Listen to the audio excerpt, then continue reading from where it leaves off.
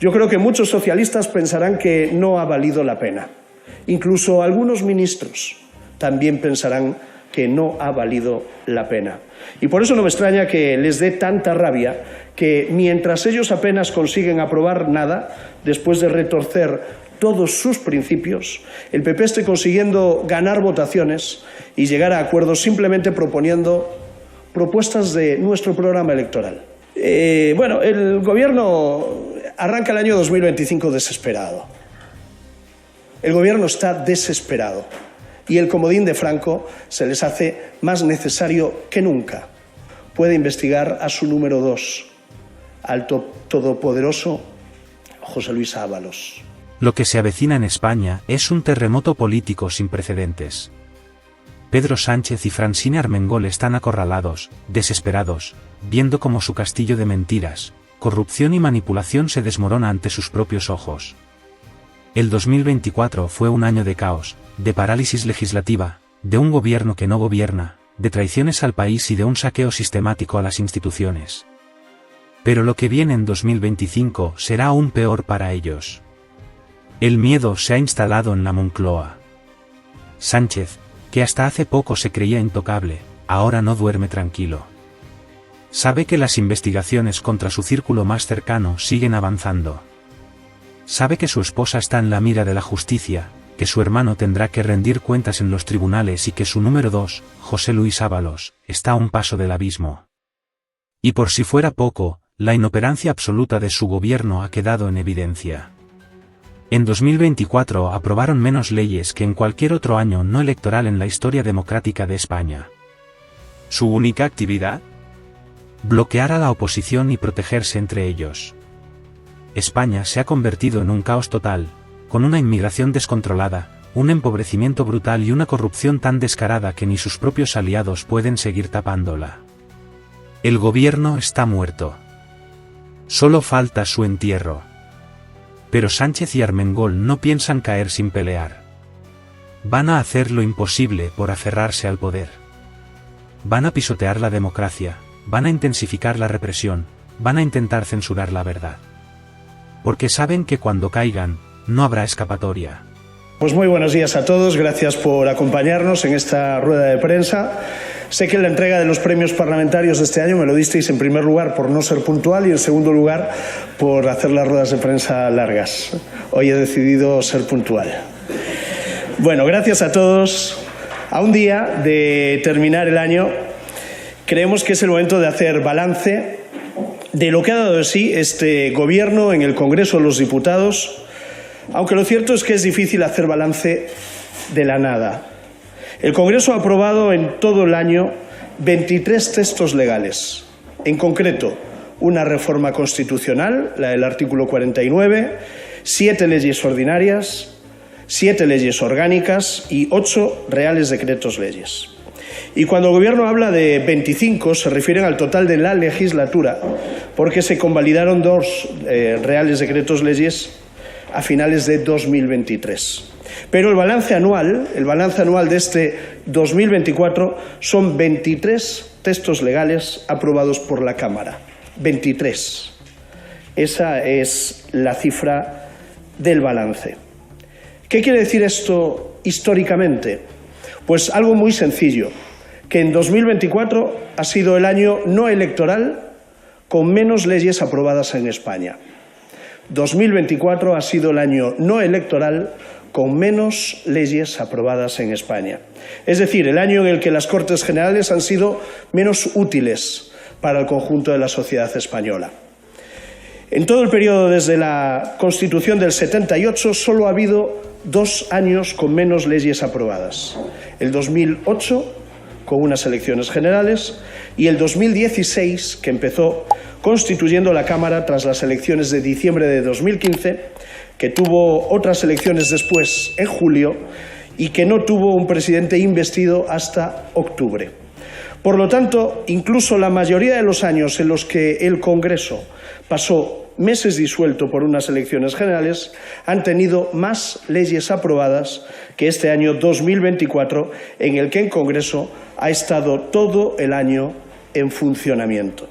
El problema es que quien no ha estado en funcionamiento ha sido el Gobierno de España, ha sido el Gobierno de Pedro Sánchez. Y en el último pleno lo volvimos a comprobar. Prometer todo a todos ya no da más de sí. De hecho, el Congreso sí ha estado funcionando. En concreto, el Grupo Parlamentario Popular ha trabajado mucho, pero se ha encontrado con el muro del Gobierno y el muro de Francina Armengol. Hemos conseguido que el Congreso tome en consideración 6 proposiciones de ley impulsadas por el Grupo Parlamentario Popular. La de la ELA está aprobada, pero otras 5 siguen en el congelador de Armengol, paralizadas en un plazo perpetuo de presentación de enmiendas. Lo mismo ocurre con las proposiciones de ley que se toman en consideración en la Cámara Alta, en el Senado. Aunque de allí salgan con votos a favor de casi todos los grupos, aquí se bloquean permanentemente y son ya 14 las que mantiene bloqueadas y paralizadas la señora Armengol. Y luego tenemos otras 5 proposiciones de ley que ni siquiera hemos podido llevar a pleno para su toma en consideración porque el Gobierno directamente las veta, impide su tramitación parlamentaria. Unos vetos que se han aprobado en contra del criterio del Tribunal Constitucional y de los letrados de la Cámara, que han advertido que no afectan al presupuesto en vigor y, por tanto, no pueden vetarse. Aún así, la mesa de la Cámara las ha vetado. En total, entre las paralizadas y las vetadas, tenemos un total de 24 leyes del Partido Popular bloqueadas por el Gobierno y bloqueadas por Francina Armengol. 24 leyes del Partido Popular bloqueadas por Armengol o vetadas por el Gobierno de Pedro Sánchez. Este es el dato que resume el año parlamentario. Hay ya más leyes del PP bloqueadas que leyes aprobadas por el Gobierno en este año 2024. Más leyes bloqueadas del PP que las aprobadas por el Partido Socialista. La principal actividad del Gobierno en el Congreso es bloquear las leyes del Partido Popular y para eso cuenta con la colaboración de una presidenta que tendría que haber dejado de serlo hace ya bastante tiempo por estar metida hasta el cuello en el mismo caso de corrupción por el que ahora va a tramitar un suplicatorio a otro compañero, a un compañero de fatigas de la señora Armengol, al señor José Luis Ábalos. Y mientras el Gobierno saca adelante menos leyes de las que le bloquea al Partido Popular, nosotros hemos seguido impulsando iniciativas. En este año hemos aprobado más de 200 acuerdos a propuesta del Partido Popular. Más de 200 acuerdos entre proposiciones no de ley y mociones. Más de 200. Y más de la mitad, unas 110, sin el apoyo del Partido Socialista. Demostrando también ahí que no hay mayoría de gobierno en España. No la hay. Hemos sacado adelante acuerdos en materia de política fiscal, en materia de política exterior o en asuntos institucionales. Y ha quedado claro que esta era una legislatura para intentar hacer reformas transversales, como propuso Feijóo en su investidura, y no para gobernar desde un lado del muro, como propuso Pedro Sánchez en la suya, porque no existe esa mayoría progresista que necesitaba realmente para impulsar su agenda ideológica sectaria. La pregunta que hay que hacerse en este contexto es, ¿para esto llevó Sánchez al Partido Socialista a traicionar todos sus principios con temas tan graves como la amnistía? ¿Para esto? ¿Para un resultado tan pobre? Ha obligado a su partido a pasar el ridículo de aplaudir todo lo contrario de lo defendido en campaña electoral y solo ha conseguido formar el Gobierno que menos leyes ha sido capaz de aprobar en un año completo. Una coalición que ha tenido incluso que retirar un proyecto de ley porque no lo apoyaba ni siquiera la mitad del Gobierno, como pasó en mayo con la ley del suelo y hemos podido comprobar todos aquí. Yo creo que muchos socialistas pensarán que no ha valido la pena. Incluso algunos ministros también pensarán que no ha valido la pena. Y por eso no me extraña que les dé tanta rabia que mientras ellos apenas consiguen aprobar nada, después de retorcer todos sus principios, el PP esté consiguiendo ganar votaciones y llegar a acuerdos simplemente proponiendo propuestas de nuestro programa electoral.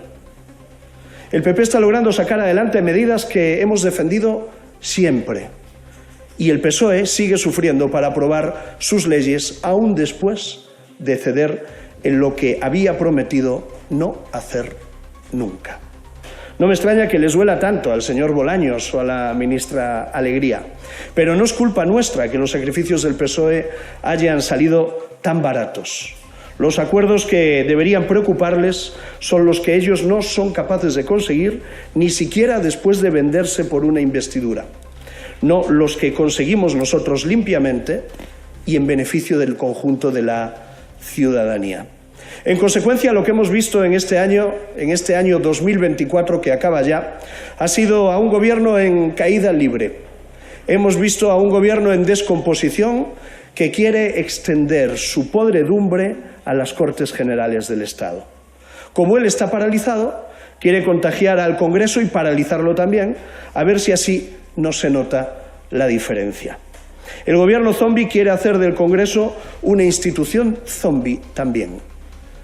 Y por eso sacan el congelador y los vetos cuando ven que las leyes del PP tienen los votos para salir adelante o cuando ven que sus leyes se tuercen con enmiendas del PP que consiguen los apoyos necesarios para fructificar. Armengol le ha regalado a Sánchez un menú de democracia a la carta. Las leyes que le interesan se votan y las que no les gustan se vetan. Un menú para que luego salgan los porcentajes que repite Patxi López o el señor Simancas. No, es que el 90% de lo que votamos lo ganamos, dicen desde el Partido Socialista. No, claro, así cualquiera, porque lo que ven que no van a ganar no permiten que se vote. Eso es lo que sucede en esta Cámara. Lo que ven que no va a salir o se retira o se paraliza o se veta. Esa es la democracia para el Partido Socialista de Pedro Sánchez. Si una ley se tuerce en ponencia, pues no se lleva a comisión. Si la comisión se tuerce, se desconvoca una o dos veces, las que haga falta. Si la cosa se les despeja, se lleva a comisión a la 1 de la mañana, si es que fuese necesario. ¿Y cuál es el resultado final? El resultado es la parálisis. Parálisis parlamentaria y parálisis del Gobierno. Ni salen las leyes del Gobierno porque no tienen mayoría en el Congreso, ni salen las leyes que tendrían mayoría en el Congreso porque las bloquea el propio Gobierno. Esa es la sinrazón de la política nacional en estos momentos. Un Gobierno con este panorama en cualquier democracia parlamentaria es un Gobierno cadáver, es un fiambre político, un Gobierno en rigor mortis. Por eso, si el Gobierno entra en descomposición, los problemas del país también se pudren, porque nadie los aborda. Y estamos viendo varios ejemplos en estos momentos, en estos precisos momentos. Estamos viendo cómo la inmigración ilegal está reduciéndose en toda Europa, salvo en España. ¿Y por qué? Pues porque no hay gobierno al timón. Estamos viendo cómo los españoles siguen perdiendo poder adquisitivo por la subida del coste de la vida y la única respuesta que tenemos del Gobierno para este año 2025 que comienza es subir impuestos, subir cotizaciones o eliminar deducciones fiscales. O estamos viendo un ejemplo muy concreto, Muface, un ejemplo muy concreto de fracaso de gestión con la asistencia sanitaria que afecta a 1,5 millones de funcionarios de nuestro país. Una asistencia sanitaria de 1,5 millones de españoles, de empleados públicos, que está en el aire. Porque una ministra quiere cargarse el sistema y porque el ministro que tendría que defenderlo está dedicado a su carrera política personal. Y le importa más asegurarse el liderazgo del Partido Socialista aquí en Madrid que asegurarle a los funcionarios que van a mantener a su médico de toda la vida. En definitiva, si este Gobierno no se dedica a legislar ni se dedica a gestionar, ¿para qué lo quería Sánchez a tan alto precio? Pues, como diría su aspirante a sucesor, el señor Óscar Puente, para que todos bailen a su son. Para eso quería Pedro Sánchez mantenerse en el gobierno. Para que si su mujer necesita patrocinios o desarrollos informáticos para sus negocios, haya empresas invitadas a regalárselos. Para que si su hermano necesita un puesto de trabajo del que cobrar y no acudir, haya una Diputación socialista dispuesta a creárselo. Y para que, si alguno de estos escándalos saltase a los medios, haya una Fiscalía dispuesta a rebuscar información de rivales políticas y filtrarla interesadamente para dañarlo.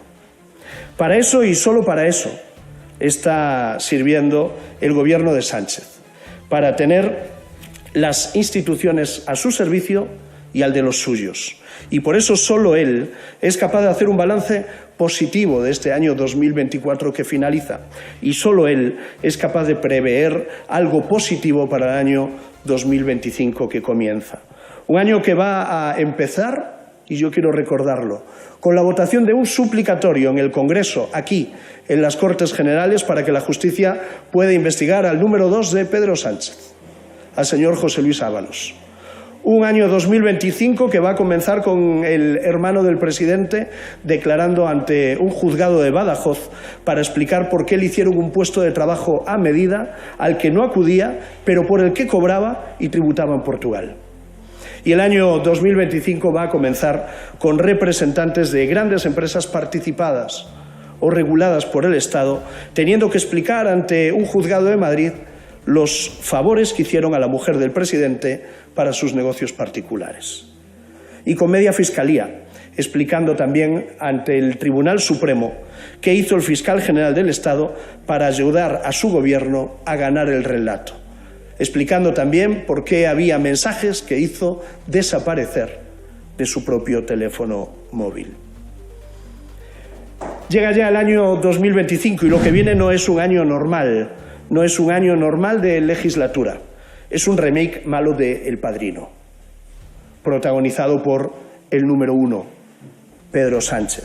Y si Sánchez quiere devolverle un poquito de normalidad democrática a nuestro país, a España, el próximo texto que desde el Gobierno deberían remitirnos a la Cámara tendría que ser el decreto de disolución de las Cortes y convocatoria electoral. Eso sí sería un buen regalo de Reyes. Por mi parte nada más y quedo a vuestra disposición para contestar a las preguntas que queráis plantear. Hola, buenos días, portavoz, ¿qué tal? Quería preguntarle, ha tocado usted de manera tangencial el asunto de la inmigración. Esta mañana el presidente de Canarias, Clavijo, ha dicho que el Partido Popular está bloqueando con excusas el reparto de menores inmigrantes entre el resto de comunidades autónomas. Quería saber si el año 2025 puede ser un año en el que haya un acuerdo en esta materia. Y si en el caso de que el Gobierno acabe llevando un Real Decreto Ley para abordar este asunto, como le ha pedido Clavijo esta mañana a Pedro Sánchez, el Partido Popular sería partidario de negociar a través de esa vía, a través de un decreto. Gracias.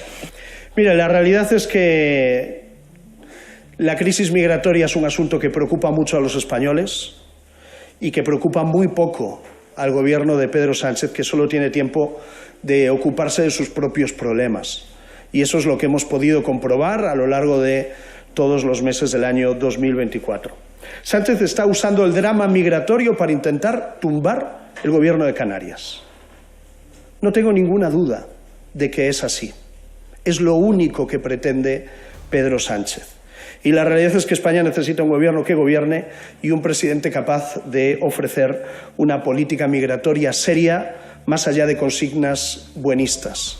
La realidad es que países de nuestro entorno están siendo capaces de frenar la inmigración ilegal y España no. Países algunos gobernados por el Partido Socialista y España no. Mire, Feijóo puso de acuerdo a 14 gobiernos autonómicos en un texto que firmamos con Canarias para tratar de buscar una solución a la crisis migratoria que sufre Canarias, al igual que otros territorios de nuestro país. Y lamentablemente el presidente del Gobierno no es capaz de ponerse de acuerdo ni siquiera con sus propios socios de gobierno. Hemos conocido un dato nefasto. En 2024, 30 personas han perdido la vida cada día intentando llegar a las costas españolas, un 43% más que en el año 23. Y yo tengo que decir que esas cifras nefastas son responsabilidad de un gobierno que carece de política migratoria, de un gobierno irresponsable instalado en el efecto llamada. Y desde luego la realidad es que detrás de una política migratoria inexistente lo que hemos podido comprobar es que hay dramas humanos, dramas humanitarios que el gobierno no atiende y el gobierno olvida. Detrás del discurso buenista del presidente del gobierno y del Partido Socialista, contrario al de otros países de la Unión Europea, existen datos singularmente alarmantes, como este que acabo de poner encima de la mesa, y que mientras hay otros gobiernos de Europa que están tomando medidas para combatir la inmigración ilegal, lamentablemente en España no se está haciendo nada. Y creo que es malo, malo para España y malo para Europa, y desde luego es el reflejo de la inexistencia de un gobierno coherente, sensato, con una política migratoria acorde al resto de países de nuestro entorno.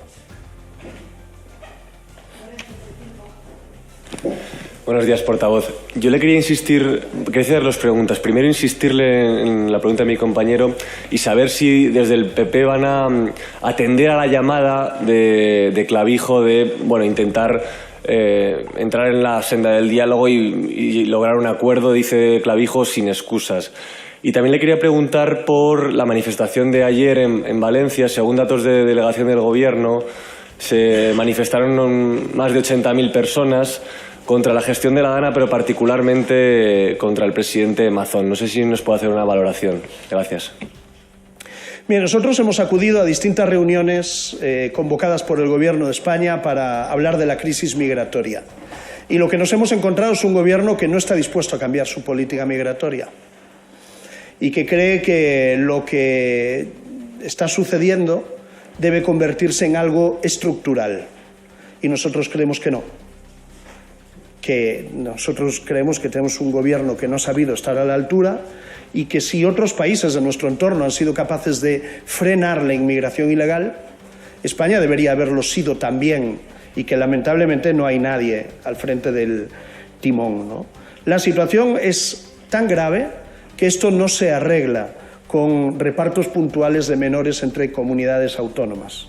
Necesitamos una política de Estado integral frente al descontrol migratorio que caracteriza al gobierno de Pedro Sánchez.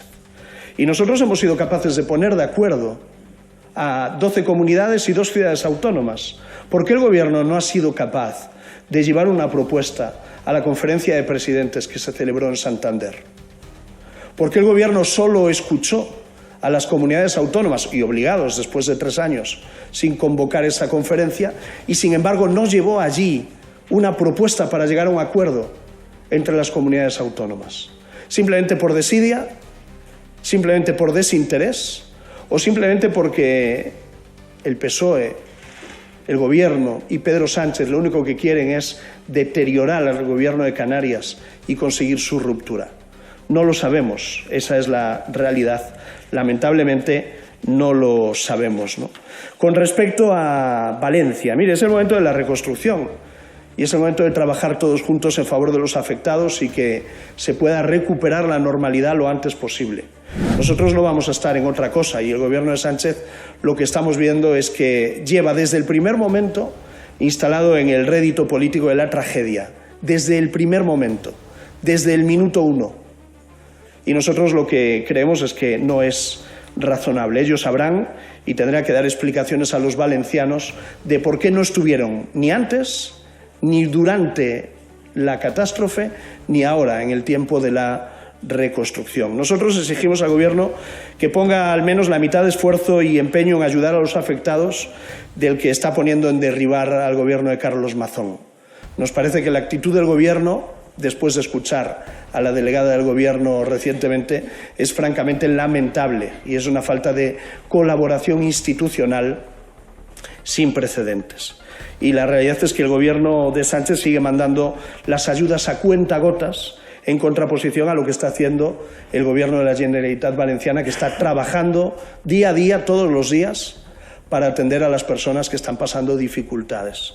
Yo tengo la sensación de que en Valencia el Gobierno ha pasado de si necesitan ayuda que la pidan, esa frase que perseguirá a Pedro Sánchez, al si necesitan ayuda que esperen, que es la situación en la que está instalado el Gobierno de España en estos momentos. Pasaron de aquel lamentable si necesitan recursos que los pidan a un si necesitan ayuda que esperen. Y no hay tiempo que esperar, no hay tiempo que perder. Lamentablemente el Gobierno no está a la altura de las circunstancias en este momento. Buenos días, portavoz. Como no es muy factible que los Reyes traigan un decreto de disolución de las Cortes, le quería preguntar si ustedes están dispuestos a impulsar una moción de censura. Para eso tendría que hablar con Junts per Catalunya y no sé si ustedes se plantean establecer una vía de diálogo con Carles Puigdemont después de que él sea amnistiado.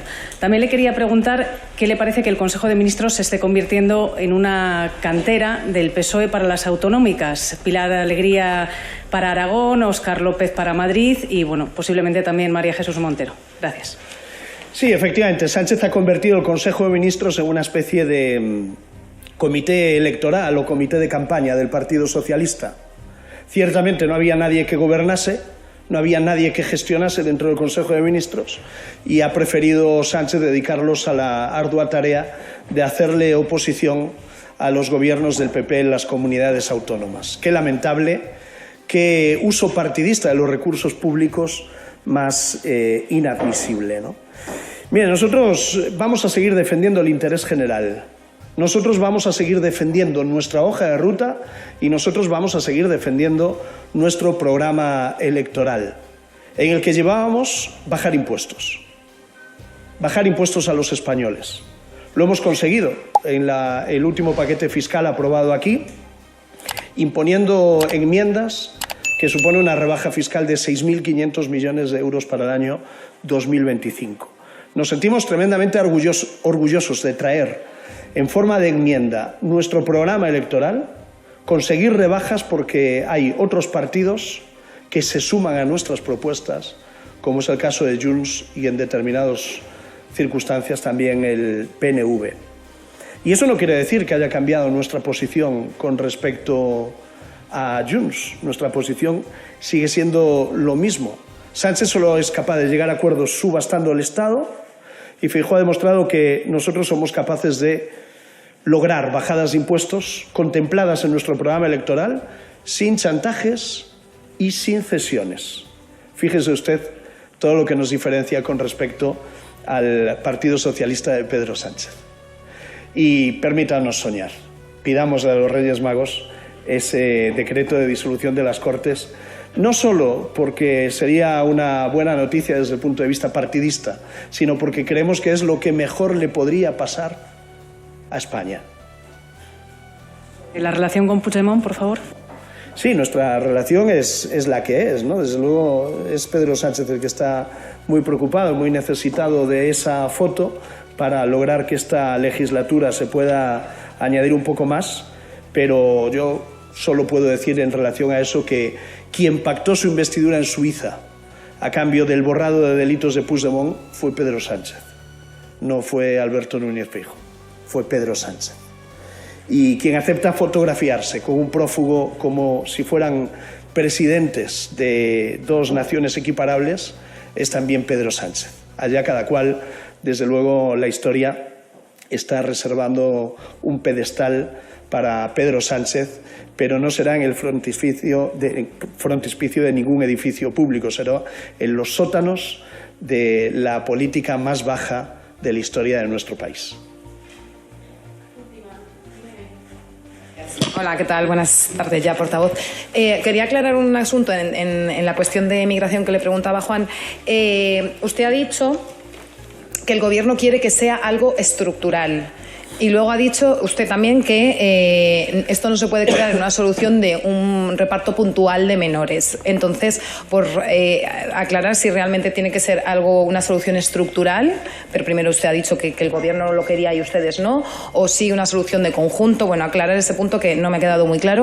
Y si, como entiendo de su respuesta, si el Gobierno no da su brazo a torcer, por hablarlo así, no va a haber un acuerdo próximamente. Y en segundo lugar, quería preguntarle también, el próximo 8 de enero es el primer acto que se hace de la conmemoración de los 50 años del fallecimiento de Franco, y el Gobierno ha invitado al rey Felipe VI. Quería preguntarle si usted cree que el monarca debe acudir a este tipo de actos que se van a celebrar durante 2025. Gracias. Vamos a ver, con respecto a la inmigración y menores, es que eran dos respuestas a dos preguntas distintas.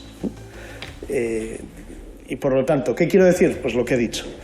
Vivimos una crisis migratoria sin precedentes en nuestro país, una crisis migratoria que se deriva de la falta de política migratoria del Gobierno de España y de un efecto llamada provocado desde el propio Gobierno, que ha hecho que mafias que trafican con personas hayan operado especialmente en España, especialmente en las aguas del Hierro, poniendo vidas de seres humanos en peligro todos los días. Hemos conocido el dato muy recientemente: 30 fallecidos intentando llegar a España cada día por culpa de ese efecto llamada del que es responsable el Gobierno de España. Nosotros le pedimos al Gobierno una política migratoria acorde al conjunto de la Unión Europea, porque la realidad es que si otros países de nuestro entorno están siendo capaces de frenar la inmigración ilegal, en España también podríamos hacerlo si tuviésemos un Gobierno sensibilizado con esa cuestión. Y lejos de eso, lo que tenemos es un Gobierno que practica una dejación de funciones sin precedentes, que es francamente preocupante. Con respecto al reparto de menores, estamos conociendo cada día llegadas masivas de forma ilegal a nuestro país. Unas cifras que demuestran que el Partido Popular tenía razón. No se puede despachar esta crisis migratoria con meros repartos puntuales de menores entre las comunidades autónomas. No es así de sencillo. Es que el problema va a seguir estando ahí. Necesitamos una política de Estado, necesitamos una política integral frente al descontrol migratorio que vive en nuestro país, del que es responsable el Gobierno de Pedro Sánchez. Y esas son las dos respuestas a las dos cuestiones, ¿no? Bueno, el Gobierno arranca el año 2025 desesperado. El Gobierno está desesperado y el comodín de Franco se les hace más necesario que nunca. Cualquiera recordará que Franco murió en la cama un 20N de 1975.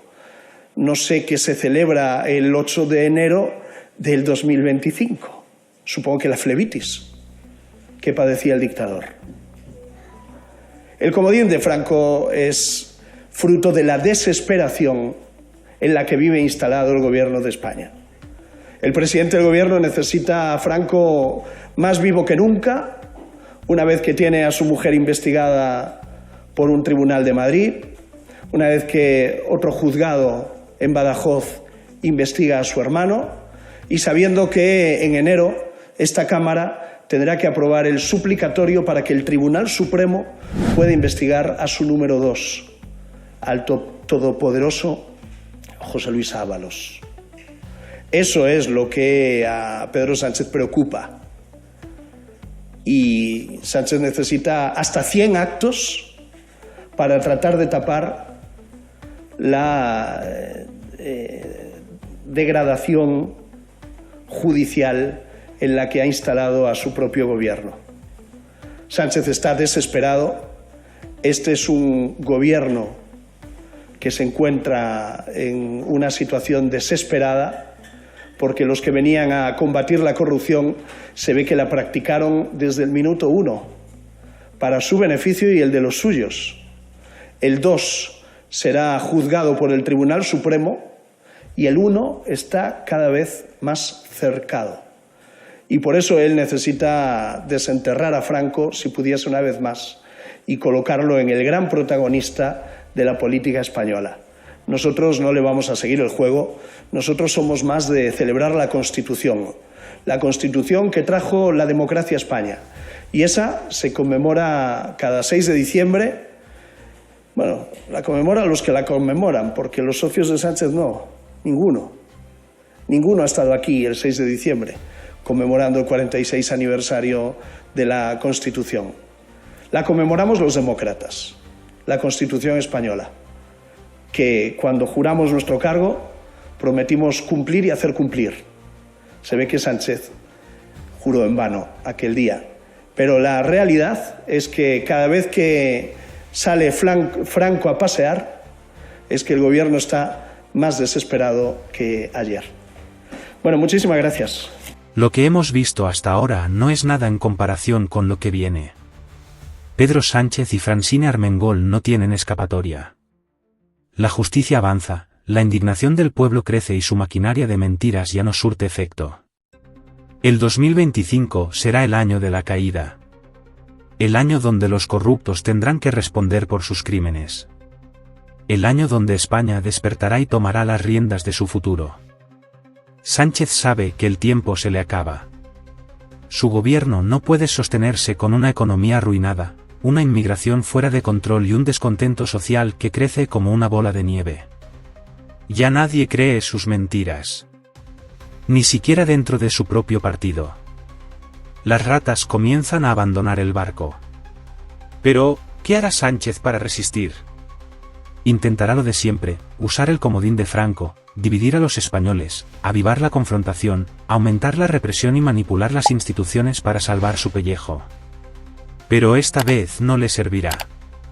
Porque la gente ha despertado. Porque los jueces ya están detrás de él. Porque su corrupción ya no se puede ocultar. El 2025 será el año de la verdad. El año en que la justicia alcanzará a los traidores.